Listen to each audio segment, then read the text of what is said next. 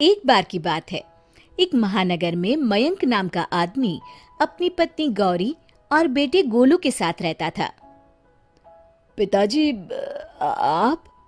हाँ बेटा, कल गौरी ने तो मुझे फोन करके बुलाया। अच्छा पिताजी, आराम कर लीजिए थोड़ा। पिताजी आराम करने अपने कमरे में चले जाते हैं, लेकिन मयंक गौरी के पास जाकर उससे पूछता है, गौरी, तुमने बाबूजी को बुलाया? हाँ, मैंने उन्हें कल ही फोन किया था। इतनी जल्दी आ गए? पर क्यों?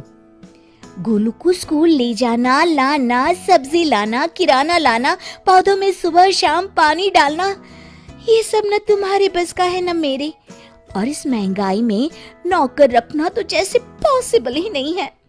हाँ, और नौकर पर इतना भरोसा भी तो नहीं कर सकते। हाँ, तभी तो। अब गोलू का ज्यादा समय दादाजी के साथ बीतने लगा। एक दिन मयंक ऑफिस से बड़े गुस्से में लौटा। ये टीवी इतनी तेज कौन चला रहा है? चौराहे तक आवाज जा रही है। और ये बीच कमरे में चप्पलें क्यों पड़ी है? रखने की तमीज नहीं है। मैं अभी हटा देती हूँ। तुम क्यों हटाओगी? जिसकी चप्पल है वही हटाएगा। बाबूजी, बाबूजी! अरे, ये बाबूजी की चप्पल गोलू ने ही पहनी थी, उससे छूट गई होगी। वो तो बच्चा है, बाबूजी तो हटा सकते थे ना। आप हाथ मुंह धो लीजिए, मैं चाय लेकर आती हूँ। ये लीजिए चाय। बाबूजी, ये आपकी चाय। तभी पीछे से गोलू दौड़ते हुए आता है और दादाजी के गले में हाथ डाल देता है। अरे अरे गोलू, बेटा जल ना जाए हाथ। राम गोपाल जी ने चाय का कप दूर तो कर दिया, पर झटका लगने से वो गिरकर टूट गया। ओ, ये क्या किया बाबूजी? क्या हुआ बेटा? क्या हुआ? और तुम में तमीज है कि नहीं? बाबूजी को स्टील के गिलास में चाय देनी चाहिए थी ना। आप ठीक कहते हैं जी, आज से बाबूजी को स्टील के बर्तनों में ही खाना दूंगी। बेटा बहू का वार्तालाप सुनकर राम गोपाल जी की आंखों में आंसू आ गए और वो बालकनी में जाकर बैठ गए। दादाजी, आप रो रहे हैं? नहीं बेटा, मेरी आंख में कचरा चला गया है। इतना कह के वे वहां से चले गए। अगले दिन, बाबूजी, खाना लग गया है, खा लीजिए। अभी आया। डिनर में टेबल पर स्टील के बर्तन देखकर गोलू पूछता है, मम्मी, मैं इन बर्तनों में खाऊं? नहीं बेटा, ये लो स्टैंडर्ड होते हैं। नहीं, मुझे इसी में खाना है। आज बाबूजी को यहाँ दे दो, कल से उनको खाना कमरे में ही देना। खाना खाते समय गोलू नमक की डिब्बी उठाता है और राम गोपाल जी की प्लेट नीचे गिरकर टूट गई। बापूजी, आप भी हद करते हैं, प्लेट तोड़ दी। 2 दिन पहले ही कब तोड़ दिया था। आंसू छुपाते हुए वो सिर्फ पानी पीकर उठ गए और वहां से चले गए। अगले दिन मयंक ऑफिस जाने लगा। बेटा, आज तबीयत नासाज लग रही है, जरा डॉक्टर को दिखाते हैं। बाबूजी, आज तो एक क्लाइंट से मीटिंग है, लेकिन लौटते समय मेडिकल से दवाई ले आऊंगा। अगर असर नहीं हुआ तो कल दिखा लाएंगे। पर बेटा, हाथ पैर दर्द कर रहे हैं, बदन बहुत टूट रहा है।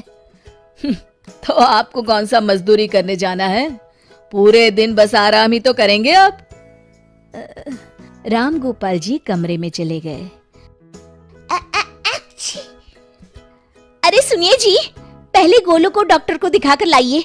लगता है बाबूजी के साथ रहने से इन्फेक्शन हो गया है इसे।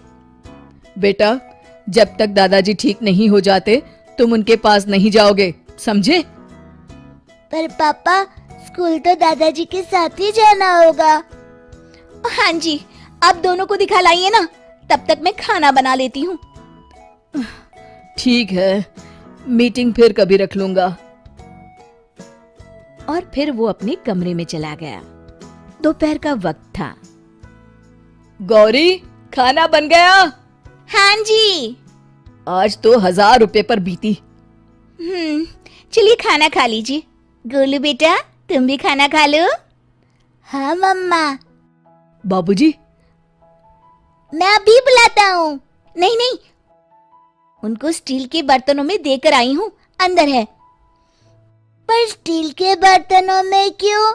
बेटा, जब कोई बूढ़ा हो जाता है ना, तो उनको स्टील के बर्तनों में खाना दिया जाता है। अल्ली, अब तो मेरी बेटी का बर्थडे आने वाला है। बोलो क्या चाहिए तुम्हें गिफ्ट में? हाँ बेटा, बोलो ना। माँ, पापा, मुझे स्टील के बर्तन चाहिए।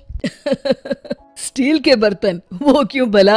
वो इसलिए कि जैसे ही आप लोग बूढ़े हो, मैं फौरन आपको उन बर्तनों में खाना देने लगूंगा। फिर मैं और आपकी बहू आपकी ऐसी बेइज्जती ना करे जैसे आप लोग दादाजी की।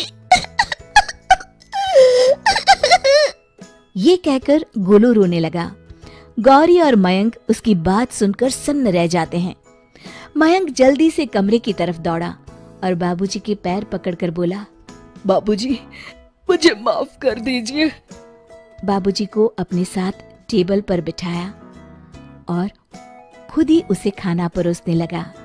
शिक्षा: हमें अपने माता पिता का और बड़ों का हमेशा सम्मान करना चाहिए।